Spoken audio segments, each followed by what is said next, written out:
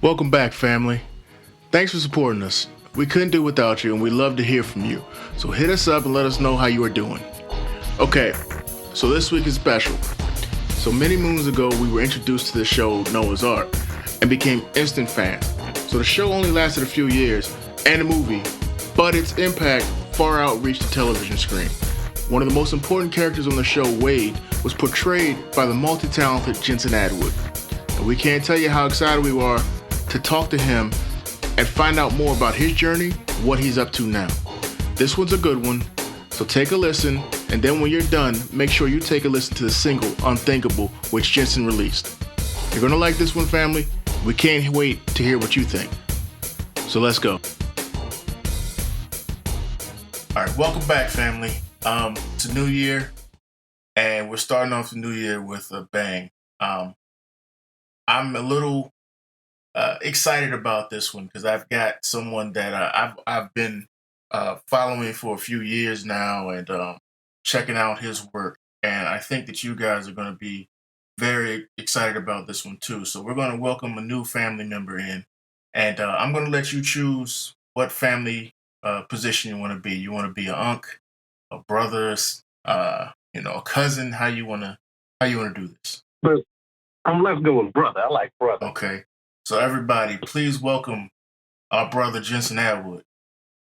Yeah, good to be here. All right. So before we get into the meat and potatoes, let's tell everybody who for some reason has not had a chance to catch your work, who you are, what you do, and how you got to where you are. All right. My name is Jensen Atwood. I am an actor and a singer. Started off as a professional dancer as well. Most people know me, or my fan base is mostly from the cable series, a logo cable series Noah's Ark. Also a television movie, Their Eyes Are Watching God, where I played opposite Halle Berry. And I guess that's how people know me. Late '90s, early 2000s. I did a lot of music videos too, so that's also a nice way that people know me.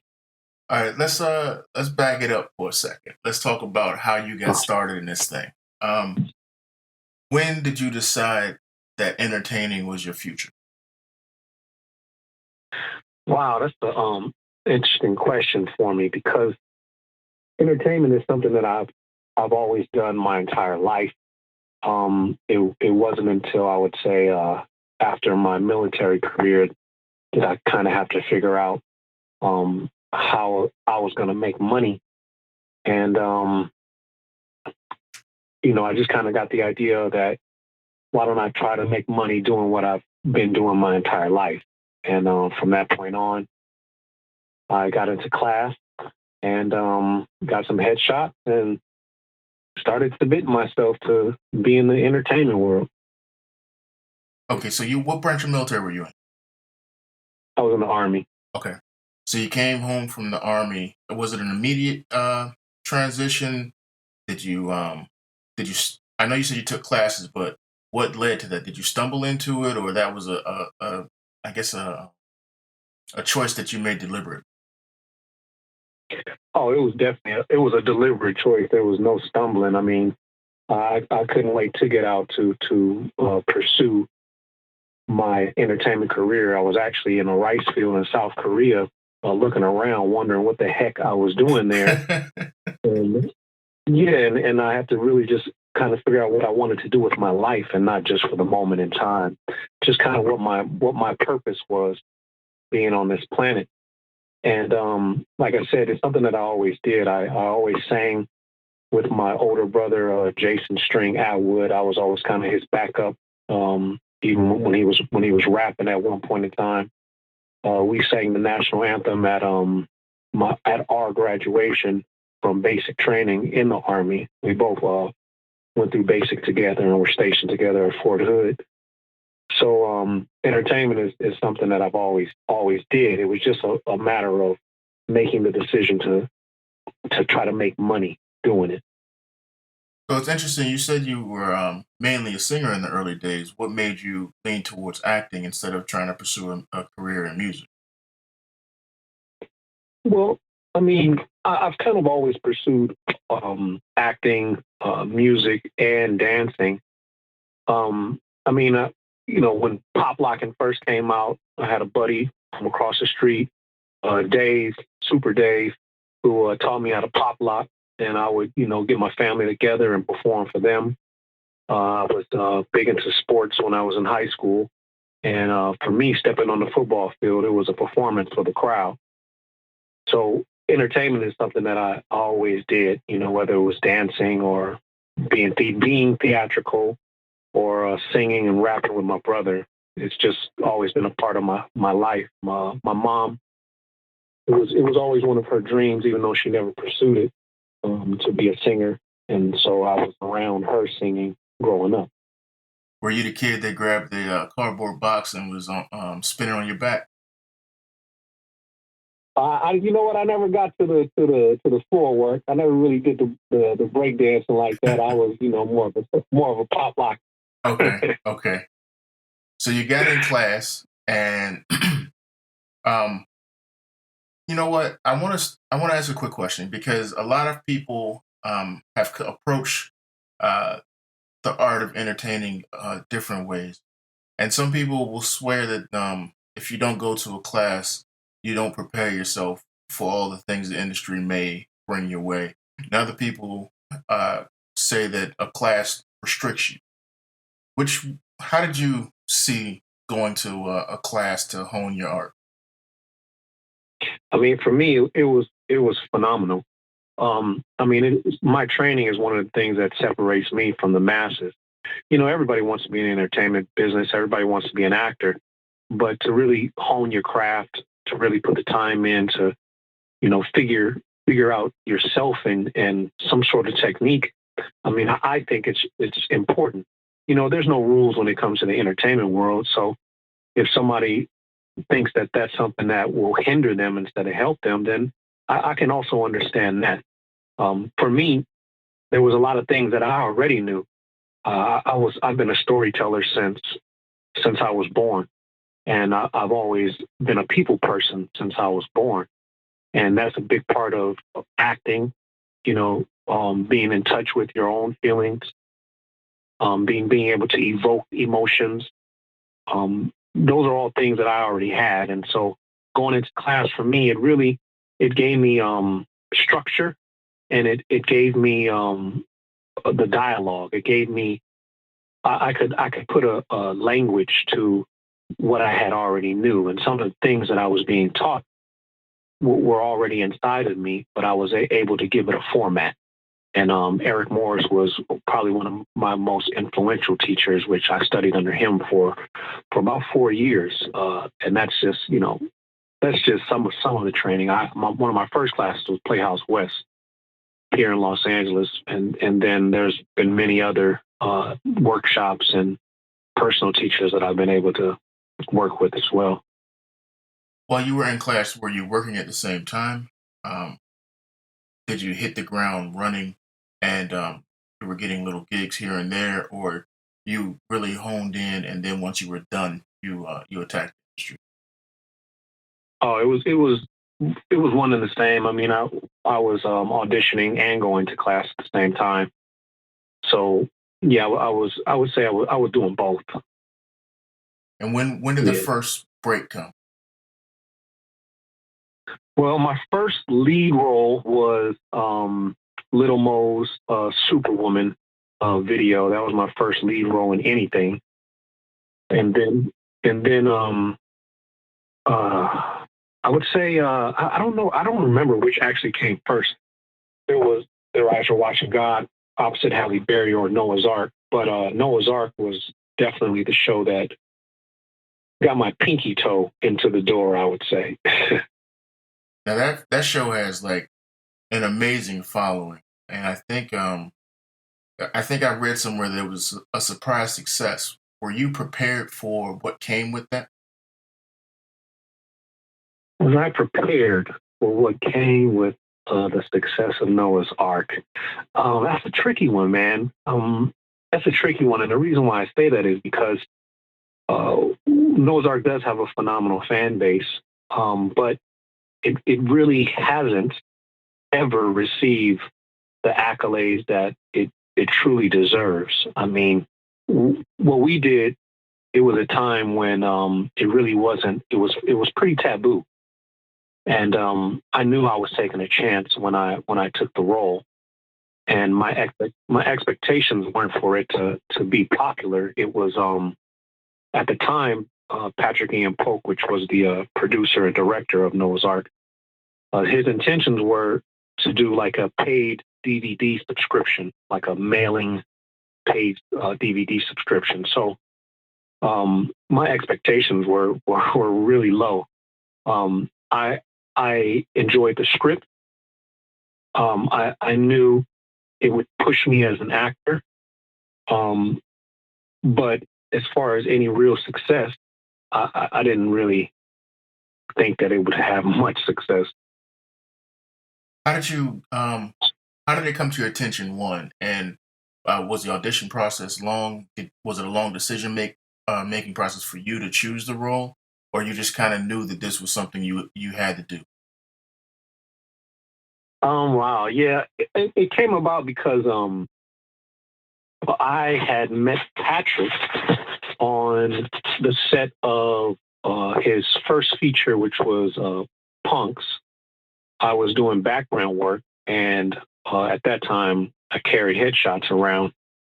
And when I saw an opportunity, I introduced myself to him and handed him my headshot and said if there was anything in the future that he thought I'd be good for, that I would love to audition for him.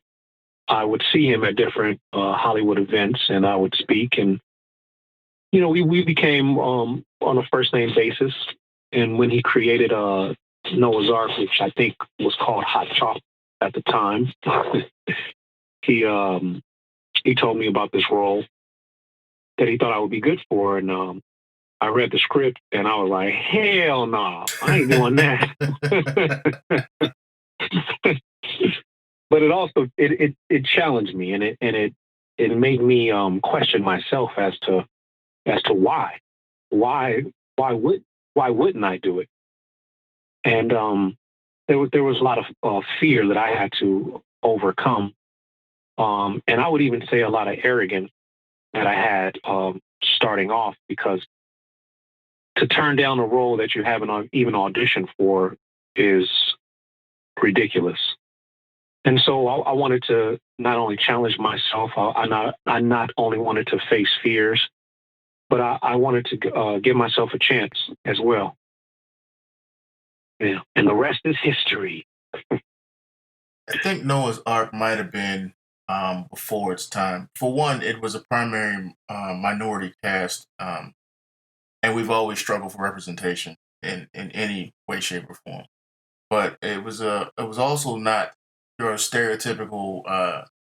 Um, I guess it was a dramedy almost. I know it was couched in comedy, but there was a lot of serious topics being broached over those seasons as well. And when did you realize that this was more than just like a basic paycheck? Like this was going to affect people? Wow. Well, I mean, when I start hearing from people, when I remember specifically, and this story has always kind of stuck in my head. It was we were doing a signing. And we did a lot of promotion at the beginning. And we were doing a poster signing, and there was this young man. It was a kid, really. It was no young man. He was a kid. And before I had even signed his poster, he was thanking. He wasn't just thanking me like, like somebody opened the door for you to just say thank you. Like his thank you was from his heart. It was from his soul. It was a thank you like that was humbling. And it was before I had even signed the poster. And I was like, I ain't even signed the poster yet. He's like, no, thank you, because of this show, I have a better relationship with my mom. he said we watched the show together, and she's able to ask me questions where really she's was really offensive to me before this, but the show gave them a language and a dialogue that they could communicate with each other.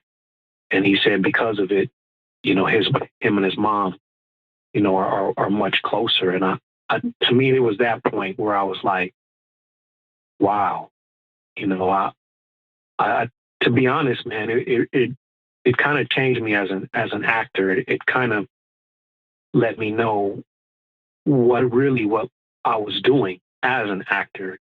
It wasn't just entertainment. It was the ability to affect people, to change people's lives. And since then, I mean, literally thousands of emails from people where that show has changed their lives and given them a sense of community and just a belonging that I think was missing. In a broader sense, do you think that there's a higher purpose to acting? I think just a casual person would say, "Oh, well, all they do is just pretend." But like you said, you really touch somebody, and does that higher purpose add more pressure to what you do and your choices in taking role? I don't think it adds more pressure. I mean, it is definitely fulfilling. Acting can be a lot of things. And for me, it was before that. It was just entertainment, and it can still be just entertainment. It could just be getting lost in something fun and ridiculous. But Noah's Ark gave me, it gave me the idea that it could be more. And so for me in this point in my career, I would like to say it gives me more pressure to make decisions as to what roles I take and what roles I don't take. But I'm still very much grinding it out. And that's what I was saying earlier as far as Noah's Ark and its success. And I say that with air quotes because, I'm not a household name, in every way, it's still very independent, underground kind of a show. And most of my work, I would say, has been on the independent level. So I'm still out here grinding it out and taking whatever auditions I can take, whatever auditions I can get. So there's no real pressure on me as far as what roles I take and what roles I don't take. I would like to get to a point in my career where I got millions in the bank and I can sit back and be particular, but I'm not there yet. The key word being yet. Exactly, because I'm on the climb. At around the same time, this is when Their Eyes Were Watching God happened. Yeah, I think close. Again, I don't remember which one came first, but yeah, around the same time. So you find yourself opposite. I think this probably was at the height of her popularity, right? Halle Berry. I mean, I don't. Has she ever had a low point in her popularity? Hey, we're getting old. Like these young kids, they may not see it the same way we see it. No, you're right though. I understand what you're saying. With like when Baps and all that other good stuff was out. Yeah. She'll always be at the top of my popularity list. Now that's a completely different type of art there because you're working from a very popular book. That's one of those reading list books from high school. How is that translating something that so many people know and have their interpretation of? Did you feel like you had to stick true to one person's vision, or you guys went with what worked?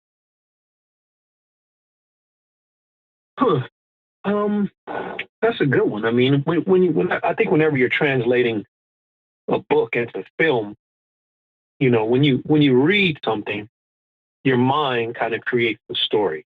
It kind of creates the setting that you see in your head. So it's hard to please everyone when you are doing that translation. I think just from what I remember people saying, they were pleased with what we did, you know, and I mean, for me, it was phenomenal. It was phenomenal to work opposite Halle Berry. It was phenomenal to work on a big budget production. It was awesome to work on an Oprah Winfrey film. I even got to meet her at the rap party. So it was an incredible experience. So you've got a show. You've done this big movie. And Noah's Ark ran for 3 seasons. We did how many? Did we We did 2 seasons, and then we did a feature film. Right. Okay. So you're coming out of the other side of this now, and I know you had the music thing. Was that still something you were working on around the same time, or is it something you came back to? I was dancing and singing all while all this going on. I was in the Go ahead. I'm sorry. No, I was just gonna ask when did you start to formalize it into the band and output? Well, wow. I was in an R&B group called Rain, for 5 years, with some phenomenal choreographers who were also singers, Rosero McCoy and Jamal Sims. And along with Noah's Ark, along with Their Eyes Are Watching God, I'm in the studio recording music, where we're in the studios putting together dance routines, and also I was still doing my music videos as well. So I've always kind of tackled them all together. It's just some of them become more popular than others. If I came to your house tomorrow with a gun, put it to your head, and said, "Which one do you want to do for the rest of your life?" You could only choose one. What would it be? Well, if you come to my neighborhood with a gun, you come to the east side of South Central with a gun, you ain't gonna make it probably to my front door. But I understand. I understand where you're going with this, and oh man, this is always a rough one for me. Forced, I would say acting. I feel like it is what God put me on this earth to do. But again, I'm not going to stop singing, and I'm not going to stop dancing. So, it's a part of who I am. Have you seen your way to the other side of the camera? Yeah, I've been a forced producer, also been a forced writer, and I say forced because I never had any intention on being on the other side of the camera. But also the reality of making a living, the entertainment business, is you have to wear a different hat. And so I've had the opportunity to do some producing, and I've had the opportunity to do some writing as well. So hopefully in the future, we'll be seeing some productions that involve my script. All right, so you've got. I always like to talk about the hats that people wear. Um, I'm counting them up now. So, dancer, singer, actor, producer, writer. Can we add the choreography hat to it? Oh no choreography for me. Even though I've done my pieces here and there, but no, I'm not putting that hat on. How many other hats can we throw in the ring? How many other hats? I think that's it. I think that's good. That's good. I mean, I've got a couple friends that push me in the director category, but I'm trying to stay on one side of the camera. So, I think you've had, from the outside looking in, I can't speak for how you see it, but I want to tell you how I see it. You've had a long career, and I've seen you in things, and to just me as a casual, stand around type of dude. Uh, you have the trappings of success. Um, how do you get that type of longevity?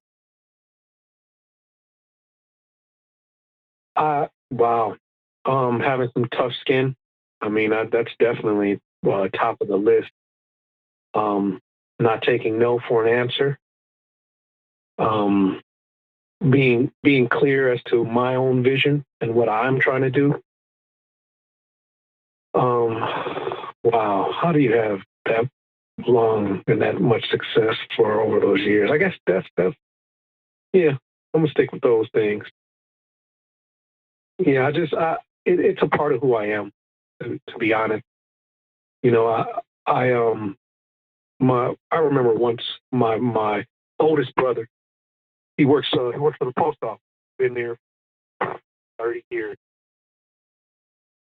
Probably 10 years ago. So I was tired. Holiday. Just so happened to see a post post office hiring. Saw my brother and I said, man, I heard the post office hiring. Stopped him in his track. When he turned around, he had a big smile on his face, which put a big smile on my face. Then he just started laughing. I started laughing too, and I asked him, what's so funny? He says, what are you going to do at the post office?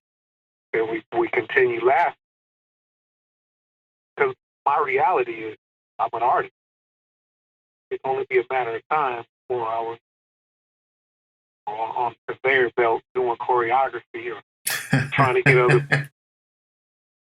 other people to harmonize a song with me, or my manager got fired for not working. So it's something that's been in me since I was born.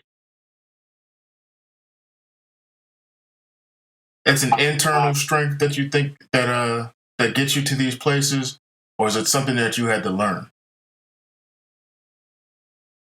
Well, I think the internal strength is, I believe that I'm doing my calling in life. But I've had to learn a lot of lessons along the way. I've definitely had to become stronger along the way. Because as you said, from the outside looking in, I should have more success. And it's a question, you know. I try not to make it a racial thing, but I've definitely been told if I was other than what I am, that I would be a huge star at this point. So I'll leave that at that. Enough said. Yeah. What's coming up? No, better question. How can I hear more music? Well, I have a rock band called Dream Killers. The album is available on all platforms. And just recently, I did something that I didn't think I'd ever do again, which is sing R&B. I sang with a certain artist I won't name. I sang background for about a year. That's a very bad taste in my mouth as far as business or R&B. And I was lucky enough to work recently with some phenomenal producers, and I recorded an R&B track called Unthinkable, which is also available on all platforms. Yeah. So it's weird you said rock. Without putting too wide an umbrella on it, people tend to assume that African Americans do not enjoy rock music, and which is the furthest thing from the truth. I think everyone you know has at least one rock song that they could get down with at the club or not the club, but the bar or wherever. And why do you think there's such a stigma attached to African Americans like rock music or anything that's deemed non-black? Right. I mean, I think education. because I'm sure Chuck Berry and Little Richard would have a problem with people saying that. So I don't think a lot of people realize where a lot of music comes from. Us black folks, and rock and roll is definitely one of those things. So I just think people like to put boxes around people, and I think I don't know. I don't know why people think white rock is white and it's not black, because it's black. I was listening to Aretha Franklin's Rock Steady the other day, and I turned to someone and I said, "This is a straight up rock song." And they said, "What are you talking about?" I said, "There's nothing in this song that screams R&B. This is a rock song that they put in the R&B section because it said Aretha Franklin on it." Right. Everything Exactly. Prince made was a rock or a pop song. Right. Oh yeah, Purple Prince. Rain is a straight up rock song. No doubt about it. And it only gets played on the Quiet Storm, which is crazy to me. Yeah. So I don't know. I think education and just getting out of the boxes that are tried to put around us. What do you see? Let's break it down into this. What do you see from your music career next? And where do you see the acting going? Because I don't think that you'll ever stop doing both. Right. Well, another Dreamfields album is definitely on the way. Mm-hmm. Where can we find that at? Because, well, it's not done yet, but Dreamkillers is definitely on all platforms, iTunes and all that good stuff, YouTube. As far as the R&B goes, I am actually shooting a video for my R&B single "Unthinkable" next week in Atlanta. So, yeah, that's the future as far as music goes for Jensen. And acting, you got anything coming up that I can point at and said I talked to that dude? Well, I'm thankful to have a Cadillac Commercial running right about now, and did they give you a Cadillac? I got a couple. That's the first thing the hood gonna ask you. That's the first thing everybody say, no matter what I do. No, they ain't give me no Cadillac. No. Films. I did a couple of Hallmark films, opposite Vivica Fox, which will be coming up soon. David Dakota directing. What else? I have a couple of independent films that are coming up. One called. Wow, it's kind of hard to keep track of everything. I'm always looking forward to tomorrow and what my next audition. So it's always interesting to take a step backwards, talk about things that are on the way. Once Upon a Lifetime, independent feature, sci-fi feature, supporting role. Is sci-fi something that you've done before? It's not, but it's something. It's one of my biggest interests, and it's something I'm excited about. California Love is another independent feature that's coming out. I have a small role in. What else? You named like 6 or 7 things already. Hey. And you're gonna tell me you're not out here working? Oh, I'm always working on something, man. Whether people are paying attention or not, there's never a time that I'm not working. I'm gonna call you my big successful brother. That's what I'm gonna call you, no matter what you think. I'll take it. I will take it. I appreciate being a part of the family. You mentioned auditioning, and I think from a layman, from somebody who is, the extent of my knowledge of auditioning is a couple episodes of Entourage. Is it something that you've got a rhythm, so to speak? It doesn't give you the jitters or the nerves, or is it always going to be a struggle to do auditions? Well, yeah, auditioning itself is a battle. sometimes I have all the confidence in the world. Sometimes I'm nervous Nancy, and I feel like I'm reaching for straws. It's a tough process. I mean, to first be for your picture to be submitted in hopes that it's enough to get you in the room, and then once you get the audition, to take the time to prepare the character, and to learn the lines, to then go in to get an audition time, to go in and audition and hope that they like what you're doing, the decisions that you made, the choices that you've made for the character, to hope to just get a call back. And then from that callback, to hope to get on an avail, which is an availability. And then in as far as availability, there's usually between 2 and 4 people that are on avail. And so hopefully you're in the first place for the avail, and that you actually get the job. And then the battle still isn't over, because even if you get the job, hopefully your scene doesn't end up on an editing room floor. So it's tough. It's a tough process. Yeah. Man, I see what you mean when you said you got to have thick skin. Man, every day you're being told that you're not tall enough, you're not short enough, you're not black enough, you're not white enough, you're not whatever. I mean, it's a tough business. And you say you're not successful. You're still in this business.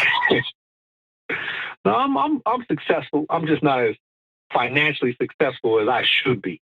That's what it is. Because I'm definitely successful. I've done more than most. We always got love for you. On them days you feeling down, you give us a call. We'll let you know that we're proud of you. All right, man. I'm gonna call you. You can be like, "Why is he calling me, man?" I'll be like, "Yo, I gotta take a call from my big brother out in Hollywood getting it done." That's what's up. Well, all right. So, in 5 years, we always ask this question. You got 5 years down the road, looking at the future and where you want to be and what you've done and what you want them to say about you. What are we looking at? wow, 5 years. 5 years. 5 years. I would like to have 10 mainstream big budget features under my belt. Maybe my own show. Maybe a sitcom. Still figuring that one out. Yeah, that's where I'd like to be in 5 years. In 5 years, I'm gonna be going through the super publicist for the interviews because you're gonna big time me. No, we family now. You ain't got to go through no publicist. Hey, look, then, now that you got all these cousins, they're going to start asking for money. That's how it works. You got family, too. I already know, man. I did 23andMe. I already got some new cousins I never knew I had. Hey, man, those things they give you more information than you expected and less than you need. I was amazed by Ancestry.com. Start popping up people that may be, and then you give us an extra $10 and we'll tell you if they really. you got me to the point where I'm interested, and now you asking for the more money. Yeah, man, they always got to find a way to the money, right? Look, I really appreciate this. I know you took time out of your schedule, and this was an honor for us. We're happy that you did this. You have to come back when the album comes out. We're going to have more conversations like, controversial takes. Foo Fighters are better than Nirvana. Prince is better than Michael. Somebody out there wrote my name on a list just for saying that sentence. It's a whole bunch of things Prince. we're gonna. Yeah, come on, man. Prince played every instrument in that building. Made up some new ones. Prince. Told you weren't Yeah. doing it right. Relayed your track. Found your song somewhere. Yes. Made it better. I mean, no offense to Michael. Michael got one of the sweetest voices that ever happened, but come on. Prince was over there in the corner, just like, I could do that too. Hands down. You know, we both got canceled for that entire little section right there. That's all right. I'm fine with that. I'll ride with Prince. Now we can't play spades at the big table anymore. I'm a dominoes player anyway.